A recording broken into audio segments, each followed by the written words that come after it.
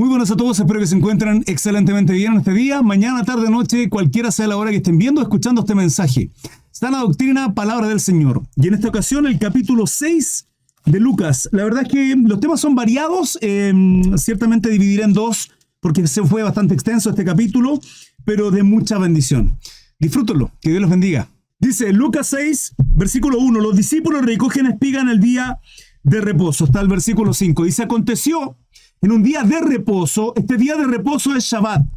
Para aquellos novitos, Shabbat es el descanso, es el último día de la semana para el pueblo hebreo, judío. ¿Sí?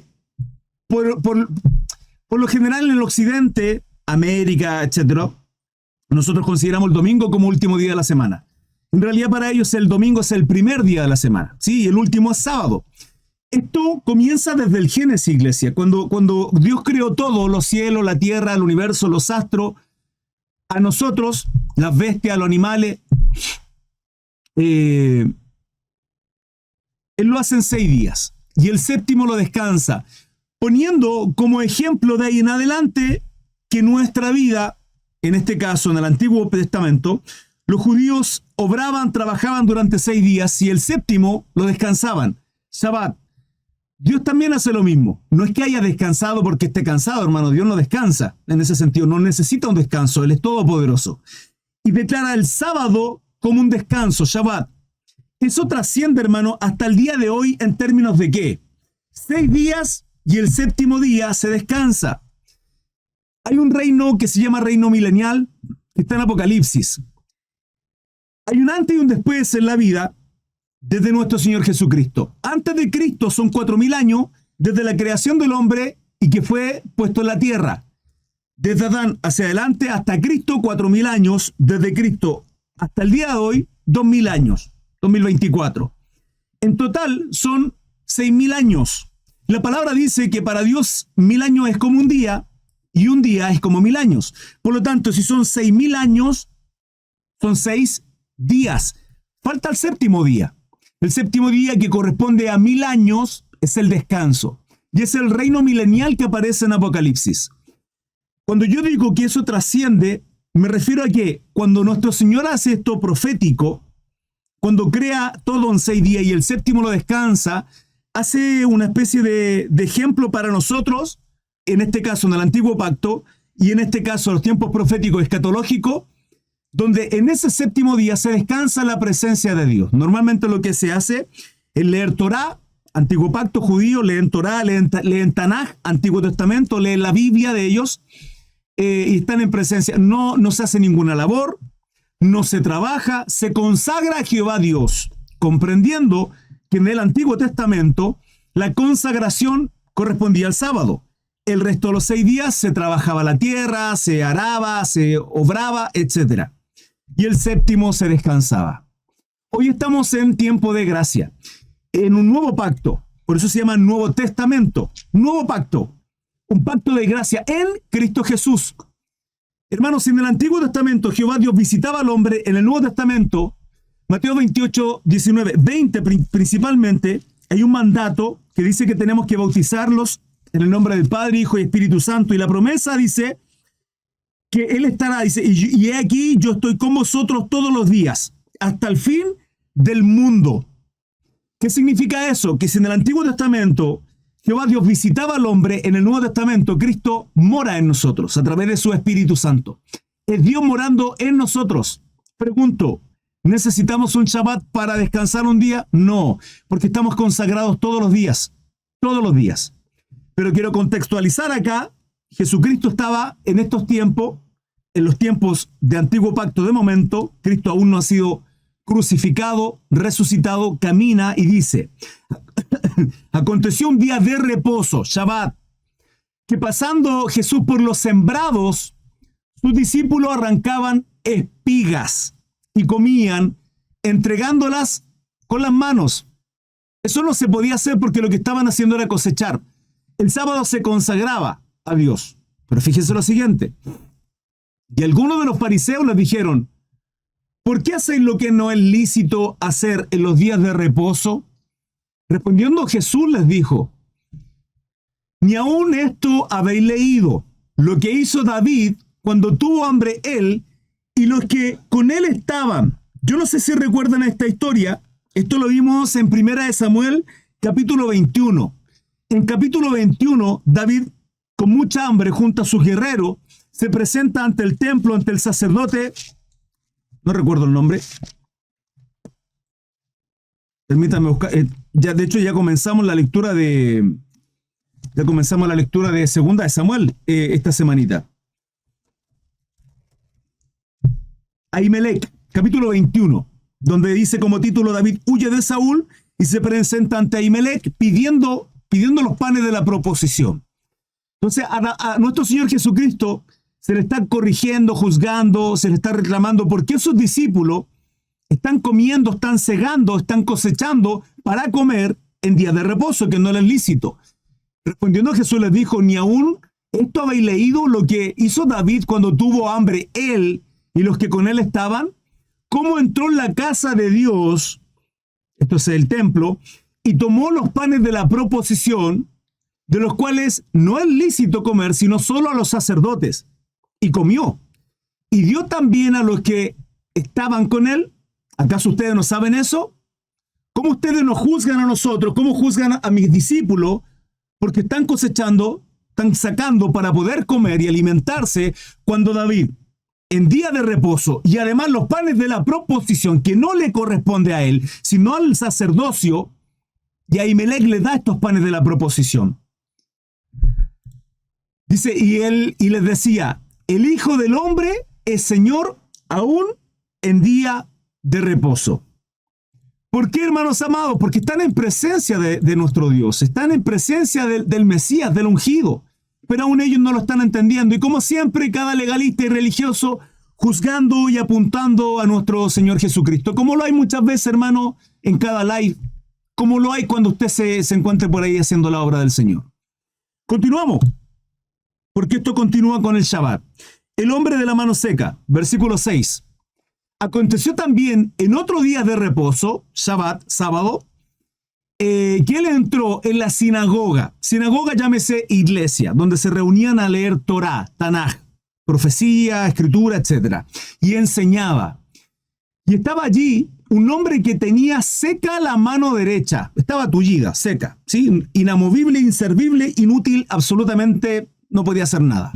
Dice, y se le acercaban los escribas y los fariseos para ver si en día de reposo lo sanaría, a fin de hallar de qué acusarle. Como siempre, esto es hasta el 11. Mas él conocía los pensamientos de ellos. Él conocía los pensamientos de ellos. Yo le he hablado de esto, hermanos, que tiene que ver con el don de discernimiento, con aquello que de pronto uno mira a alguien y sabe inmediatamente qué ocurre ahí, qué está pasando con aquella persona. Discernir los pensamientos, hermano, es un don. De pronto usted puede estar conversando con alguien y está hablando y usted está teniendo pensamientos con respecto, es como que se le estuviera revelando, es como que estuviera escuchando voz, hermano, con respecto a los pensamientos que otra persona pueda tener. Tanto malos, pena, triste, angustia, y que Dios le lleva a entenderlo con una revelación para poder ayudar a esa persona, ¿sí? Dice, mas él conocía los pensamientos de ellos. Y dijo al hombre que tenía la mano seca, levántate y ponte en medio. Y él, levantándose, se puso en pie. Entonces Jesús le dijo, os preguntaré una cosa a todos los que estaban ahí. Dice, ¿es lícito en día de reposo hacer bien o hacer mal? ¿Salvar la vida o quitarla? Y mirándolos a todos alrededor, dijo al hombre, extiende tu mano. Y tullida la mano, la extiende, dice, y él lo hizo así. Y su mano fue restaurada. Y ellos se llenaron de furor y hablaban entre sí qué podrían hacer contra Jesús. Iglesia, nos vamos a encontrar con este tipo de gente, yo se lo he dicho en un montón de ocasiones. Su adoración, su servicio va a molestar a otros. Cuando usted ministre, cuando usted sirva, eso significa ministrar. Yo soy ministro, yo soy un servidor, un sirviente. Eso significa ministro, ministerio, servicio. Cuando usted ministre al Señor, cuando usted ministre la palabra, cuando usted esté obrando, su adoración, su ministerio va va a provocar envidia, celo, rivalidad en otros. Más sobre todo cuando hay legalismo y religiosidad, no en aquellos que tengan la revelación de Cristo, cuando entiendan que usted está sirviendo al mismo Señor, al mismo Rey de Reyes, al mismo Padre que ellos están sirviendo. Pero cuando la motivación es cerrada, van a sentir envidia. Y van a estar aquellos fariseos alegando, apuntándole y acusándole por cualquier tontería. Iglesia, usted siga obrando. Que nuestra mirada sea puesta en nuestro Señor Jesucristo, el blanco perfecto, autor y consumador de nuestra fe. Es por Él por quien vivimos, es por Él por quien obramos, el por Él y para Él que nuestra vida. Podemos ver dos milagros acá. Bueno, uno en realidad, el otro tiene que ver con el día de reposo y cómo nuestro Señor es el Señor en día de reposo. Fíjense que hay una constante en nuestro Señor Jesucristo obrando constantemente en los días de reposo. La pregunta es ¿por qué? ¿Por qué la palabra muestra constantemente esta sanidad, estos milagros, estas obras sobrenaturales en día de reposo? Para mostrar que, número uno, Él es el gran yo soy. Y número dos, porque en día de reposo tendremos ese reposo. ¿Qué significa? Que en el reino milenial, por eso se lo mencioné al principio, hermano, será maravilloso. Lo menciono porque vendrá acá en este capítulo 6, capítulo 5, 6 y 7 de Mateo está el Sermón del Monte. Abarcará este capítulo 6 de Lucas parte de ese Sermón del Monte, principalmente el capítulo 5 y parte del capítulo 7. Lo abarcaremos en este capítulo 6 y es importante entenderlo porque el Sermón del Monte es un sermón que nuestro Señor Jesucristo habla a gente necesitada, pobre de espíritu, quebrantada, angustiada, pero todo aquello va a ser revertido. Aquellos que lloran, sus lágrimas serán limpiadas y habrá un gozo en su corazón en ese reino milenial y en la eternidad para con nuestro Señor. Por eso muestra todo constantemente la palabra como nuestro Señor obraba en día de reposo. Iglesia, dudas, preguntas, consultas. Este es el primer alto que hacemos en la palabra. Estamos estudiando Lucas capítulo 6. Desde el versículo 12, hermanos, hasta el 16. Elección de los 12 apóstoles. Quiero que presten atención a esto. Yo lo he dicho en reiteradas ocasiones. Miren lo que dice. Lucas 6, versículo 12. En aquellos días, Él fue al monte a orar. ¿El quién? Nuestro Señor Jesucristo. Y pasó la noche orando a Dios. Hermano, la elección de los 12 discípulos, los 12 apóstoles, no era algo menor. Y el Señor nos muestra acá que cada vez que nosotros tengamos que tomar alguna decisión, vuelvo a reiterarlo.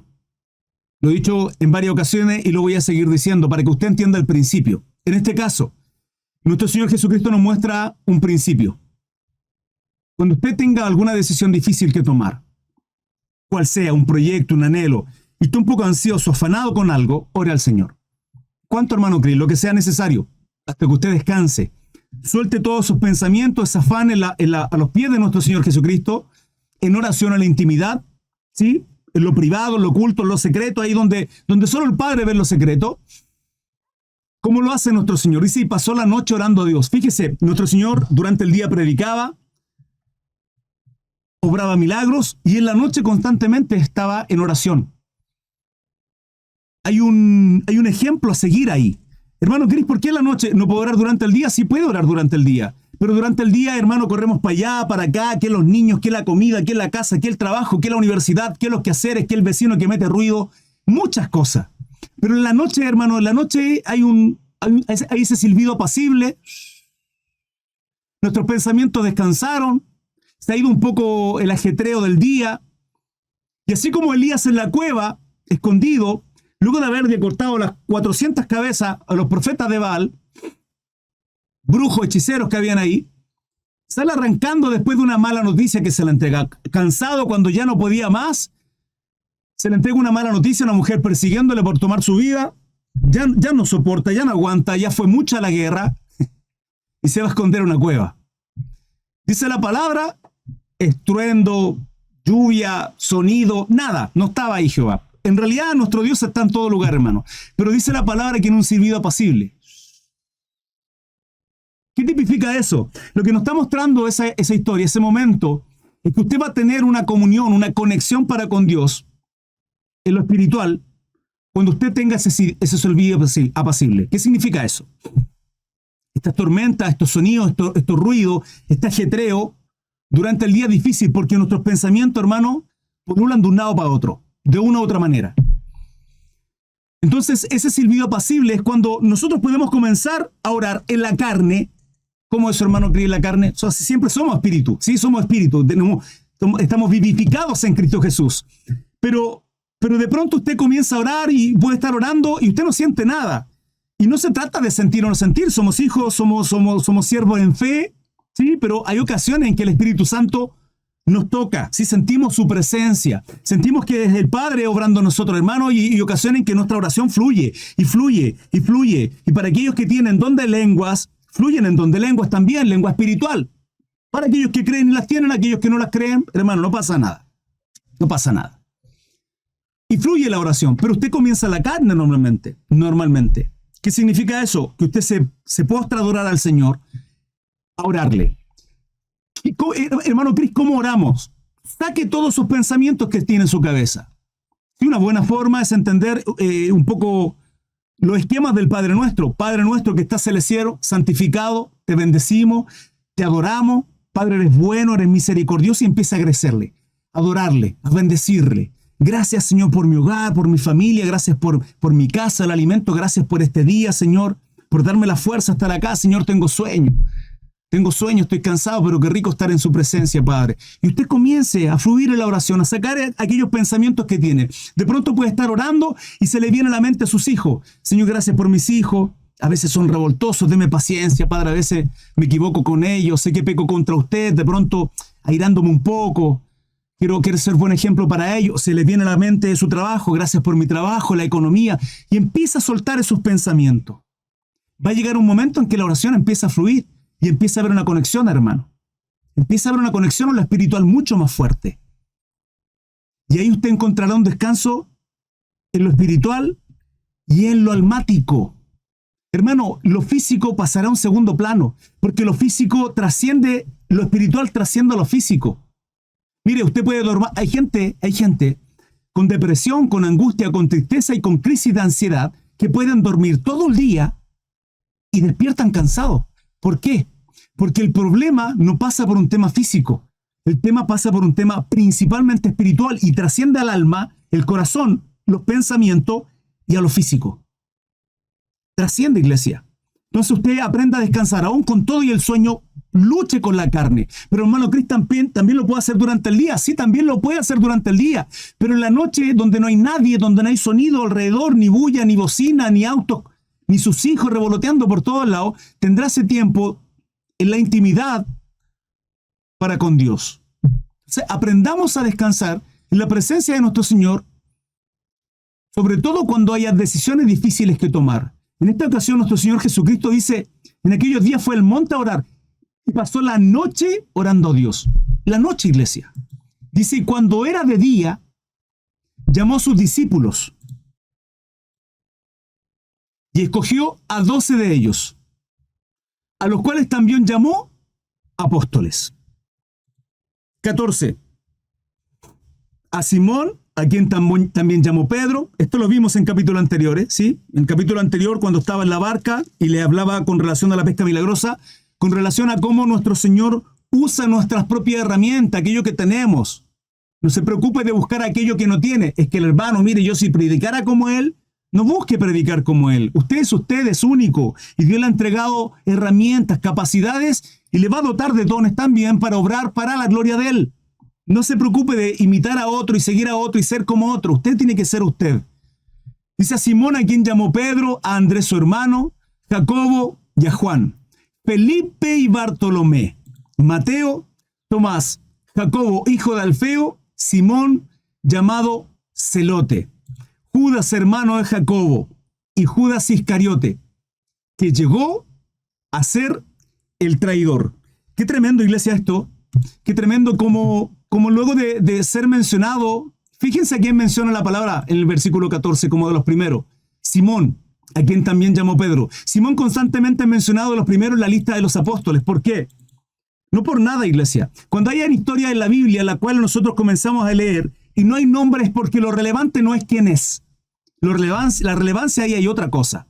Lo relevante no es quién es, lo relevante es la historia. Es otra situación, otro acontecimiento. Cuando hay nombres en la Biblia y se nombra por sobre todo el resto como primero a uno, es porque hay una honra, es porque hay un liderazgo. Y en este caso Simón Pedro termina siendo líder de los apóstoles. A pesar de quién fue, a pesar de que lo vimos, hermanos, en el capítulo 21 de Juan, y que también lo leímos en esta pesca milagrosa, que comienza el llamado de Simón Pedro, iglesia, de la misma manera en cómo termina nuestro Señor Jesucristo, luego de ser resucitado y aparecerse a los apóstoles, ir a buscar a Pedro nuevamente. La palabra en Juan, capítulo 21, dice que ellos lavaban la red, que habían pescado toda la noche, y el Señor les va y les da la orden nuevamente. ¿Sí? Esto está en capítulo 21. Bueno, capítulo 21. Jesús aparece a su discípulo. Y luego dice: apacienta mis ovejas, en el versículo 15 en adelante, donde comienza a restaurar la vida de Pedro, donde se sentía insignificante simplemente porque le había negado y se había apartado del Señor, haciéndole o incumpliendo más bien una promesa vacía, como muchos de nosotros hemos hecho promesas vacías al Señor. Y el Señor ahí sale a buscar nuestra vida, ¿sí? Como Mateo 18:14, porque la voluntad de nuestro Dios no es que nos apartemos, sino sale a nuestro encuentro, como lo ha hecho con cada uno de nosotros. Lo tremendo en esta historia del llamado de los apóstoles es al final, hermano. Como Pedro mencionado al principio, como Simón, y como Iscariote es mencionado al final, dice que llegó a ser el traidor. Fíjese que la palabra dice que mejor que el buen ungüento, que es un perfume, es la buena fama. Y mejor que el día del nacimiento es la muerte. ¿Por qué? Mejor que el buen ungüento o un buen perfume es la buena fama. Tiene que ver con qué testimonio tenemos nosotros. Porque fíjese, usted puede estar en una calle, de pronto mirando hacia abajo, leyendo un libro, cualquier cosa, y pasa alguien y deja una estela, un perfume, hermano, precioso, rico, dulce, fresco. Y usted levanta la cabeza para ver quién es y lo ve y dice: pero esto otro. ¿Cuál es nuestra fama? ¿Qué trascendencia hemos tenido? ¿Cuál es nuestro ejemplo a nuestra esposa, a nuestra familia, a nuestros hijos, en nuestro barrio? Hay gente, iglesia, que no hace la obra porque tiene un mal testimonio. El testimonio es tremendamente importante. Por eso dice la palabra: mejor que el buen ungüento es la buena fama.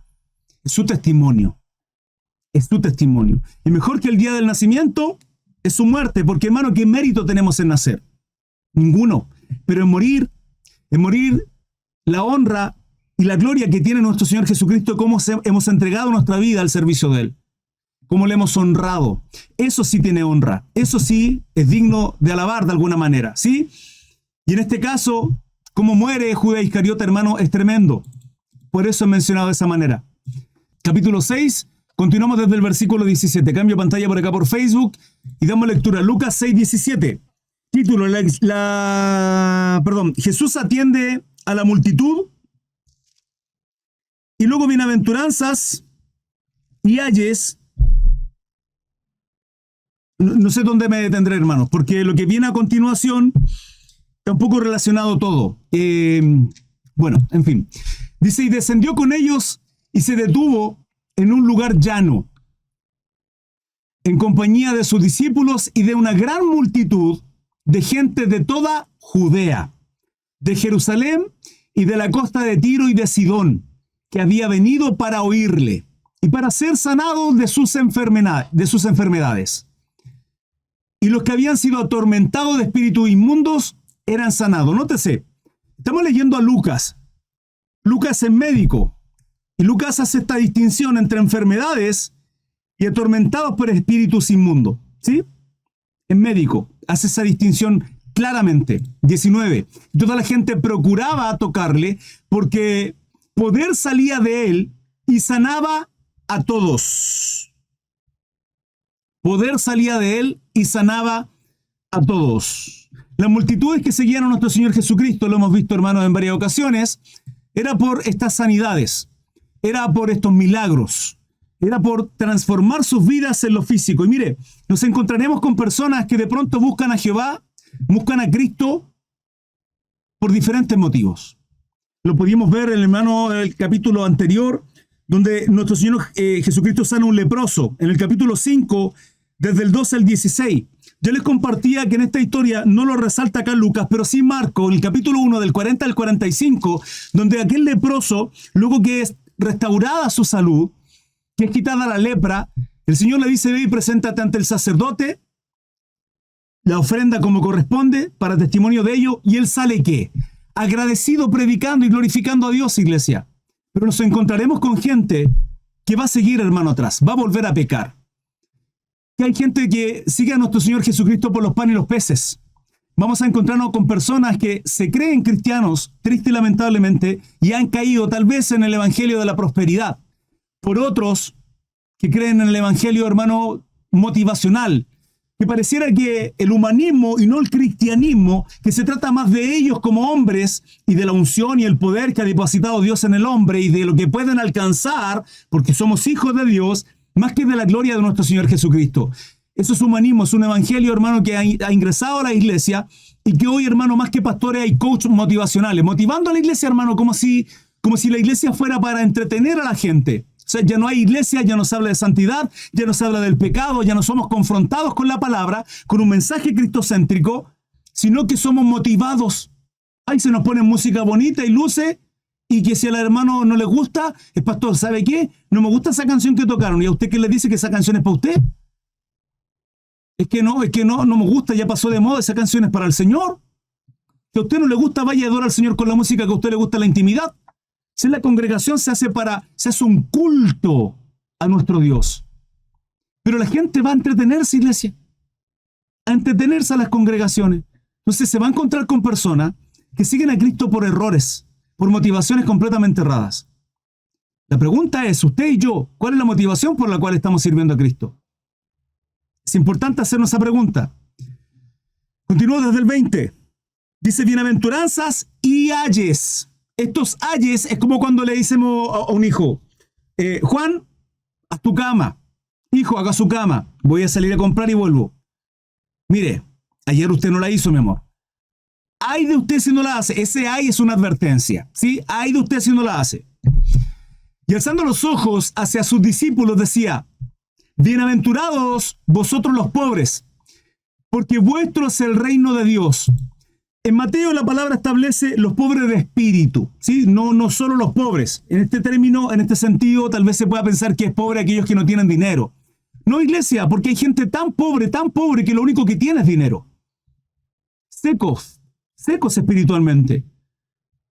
El que usted tenga mucho dinero, de hecho, lo vamos a ver en este capítulo 6, de pronto se vuelve una complicación muy grande, muy grande. De hecho, bienaventurados somos, hermanos, y aquellos que muchos de nosotros muy probablemente vivimos el mes a mes. Bendito sea el Señor.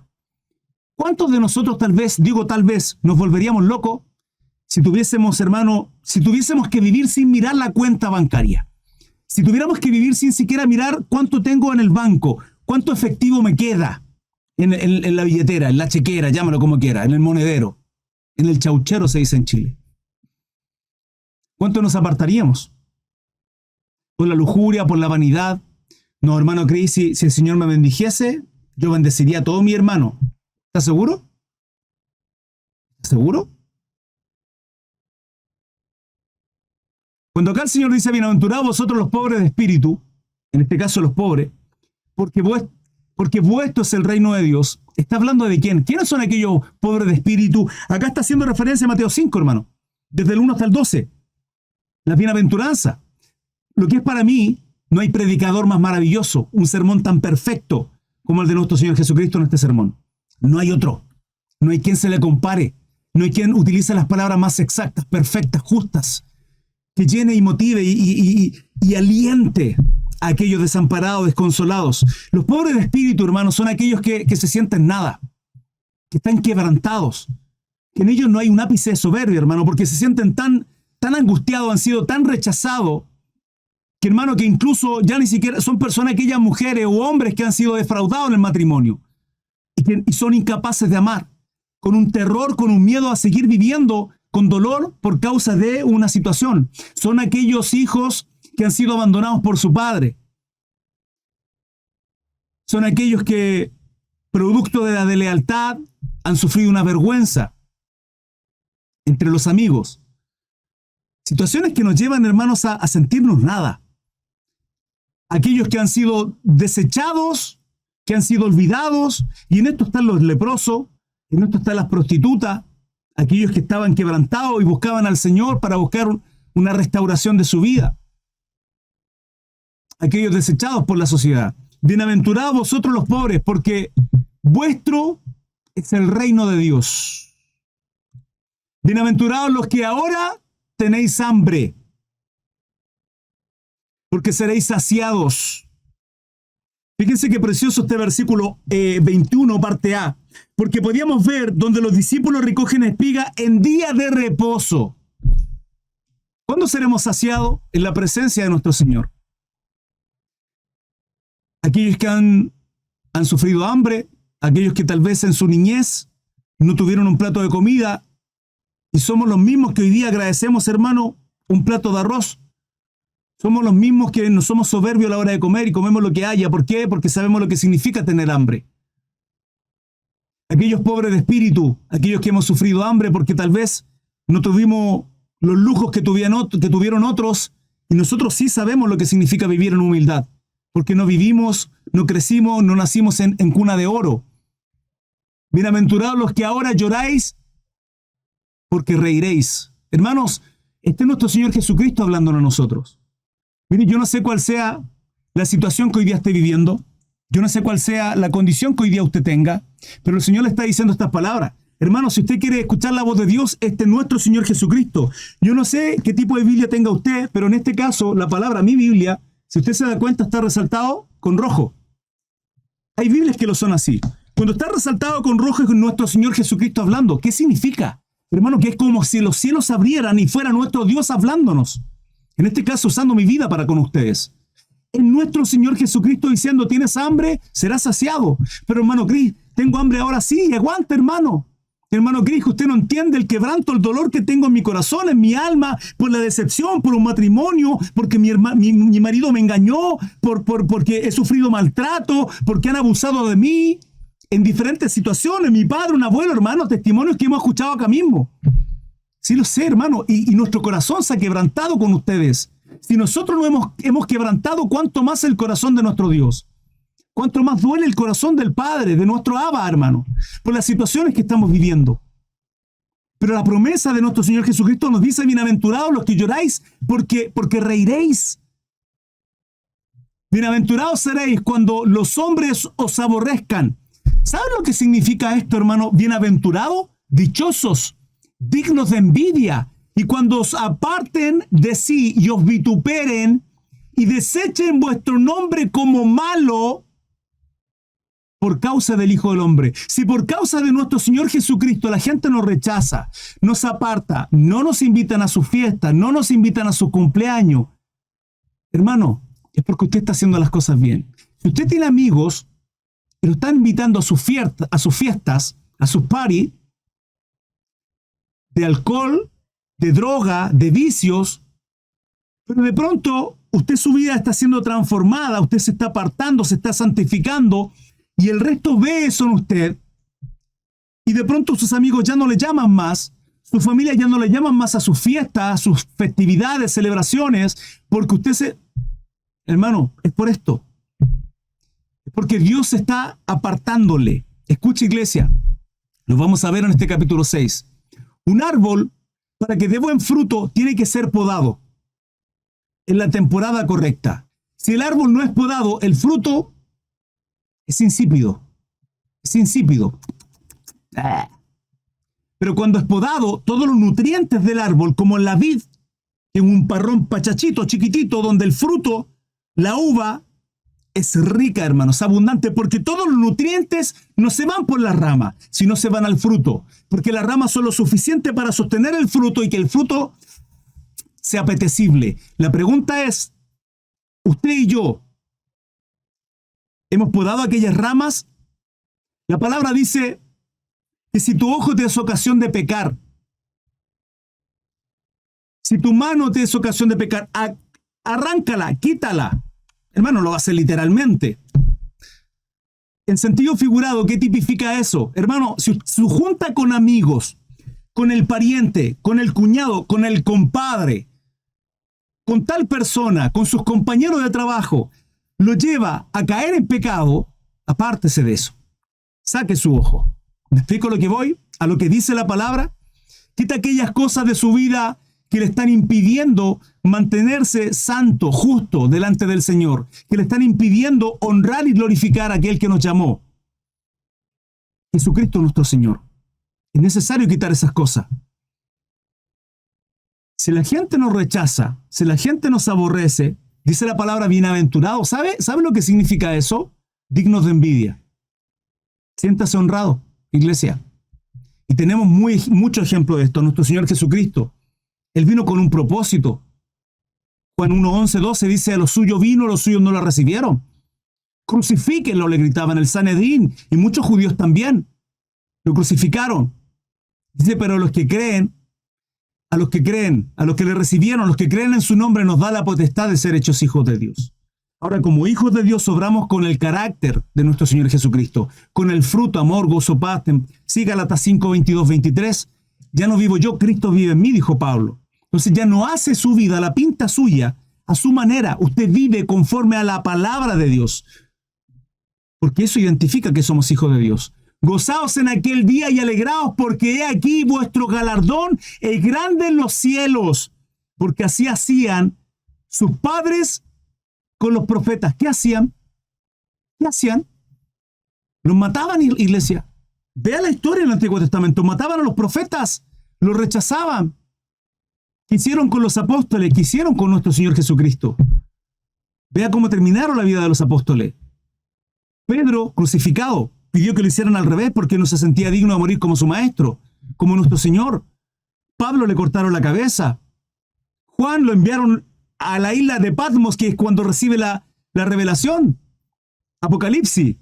Luego de que al viejo lo metieron en una olla hirviendo de aceite, iglesia. Eso está en la historia, no lo encontrarán en la Biblia, busquen historia. A los apóstoles los persiguieron, los mataron. Los profetas hicieron lo mismo. ¿Usted cree que la vida del cristiano es miel sobre hojuelas? Es pétalos de rosa y alfombra roja. ¿Ah? Unicornio y... No, iglesia. Es sufrimiento, es servir, es entregarse. Ciertamente hay gozo en Cristo Jesús. Y es un gozo servirle. Y es un gozo saber que vamos a ser vituperados, saber que vamos a ser azotados, saber que vamos a morir si es necesario por causa de Cristo. Siéntase dichoso, iglesia, porque tiene que entender que esa es nuestra meta. Morir por causa del Evangelio si es necesario. Yo no sé si usted lo está entendiendo, pero el Evangelio se trata de esto, de que usted muere cada día. Y cuando usted aprende a morir cada día a su ego, a su vanidad, a sus deleites, a los placeres, a la carne, porque Cristo sea en usted, a servir, a entregarse, aun cuando esté cansado, seguir sirviendo, aun cuando esté muerto de sueño, seguir entregándose para la gloria de Dios. Hermano, cuando le tomen su vida, le corten su cabeza, porque la iglesia va a ser perseguida, iglesia.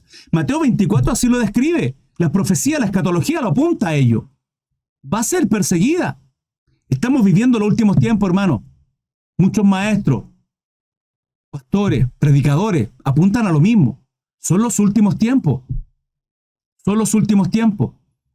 Dice la palabra, gozaos en aquel día y alegraos, porque aquí vuestro galardón es grande en los cielos. Es ahí donde atesoramos, hermanos. No acá, los tesoros no son acá, son en el cielo. Para la gloria de nuestro Señor, porque así hacían sus padres con los profetas. Mas hay, aquí vienen los hay de vosotros ricos, gente adinerada, porque ya tenéis vuestro consuelo. El consuelo, la gente adinerada lo tiene acá. Lo tiene acá.